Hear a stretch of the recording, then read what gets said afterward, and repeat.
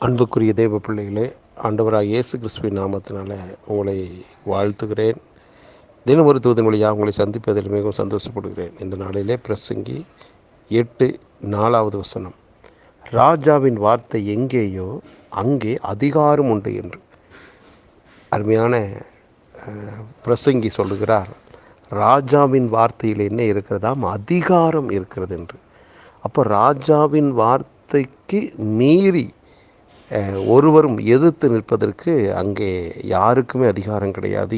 ஏன், எதற்கு என்று கேள்வி கேட்பதற்கும் அங்கே இடம் இல்லை. அந்த அளவுக்கு ஒரு வல்லமை பொருந்திய ஒரு வார்த்தையை உடைய ஒரு மனிதன் தான் ஒரு நாட்டினுடைய ராஜாவாக இருக்கிறான். ஆகவே அப்படிப்பட்ட அந்த ராஜாவினுடைய வார்த்தையை யாராலுமே மாற்ற முடியாது. எழுதினது தான். அப்படி இருக்கும் பட்சத்தில் கர்த்தரும் உங்களையும் என்னையும் ராஜாக்களாகத்தான் வச்சிருக்கிறார். ஏனென்றால் அவர் உலகத்துக்கே ராஜாதி ராஜா அவர் தானே. அவருடைய பிள்ளைகளாய் நாம் இருக்கிறோம். நாமும் யாராகத்தான் இருக்க முடியும்? ராஜாவாகத்தான் இருக்க முடியும். ஆகவே கர்த்தர் உங்களை என்னை ராஜாக்களாக இந்த பூமியிலே கர்த்தர் வைத்திருக்கிறார். ஆகவே நம்ம வாயிலிருந்து புறப்படுகிற வார்த்தைக்கு அவ்வளவு அதிகாரம் இருக்கிறது. ஏனென்றால் இயற்கையை பார்த்து ஆண்டவர் சொன்னார், அன்றைக்கு இறையாதே அமைதலாயிரு என்று.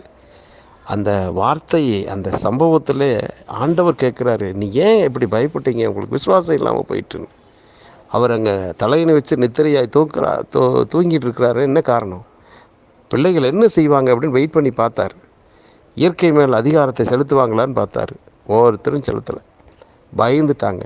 அப்புறம்தான் எழுந்து அவர் சொல்லுகிறார். அதே போல தான் இன்றைக்கும் எதிர் வருகிற பிரச்சனை பார்த்து பயந்து நடுங்குகிற, இயேசுவே நாங்கள் வடிந்து போகிறோம், எங்களை காப்பாற்ற வாருங்க அப்படின்னு சொல்லி ஆண்டவரை அழைக்கிற ஒரு கூட்டமாக இல்லாமல், கர்த்தர் எனக்கு இந்த பூமியில் ராஜாவாக என்னை வச்சிருக்கிறாரு, எனக்கு அந்த அதிகாரம் இருக்குது என்று நமக்கு எதிராக வரக்கூடியதான எந்த பிரச்சனைகளை பார்த்து சொல்லுவோம், இறையாதே அமைதலாயிரு என்று.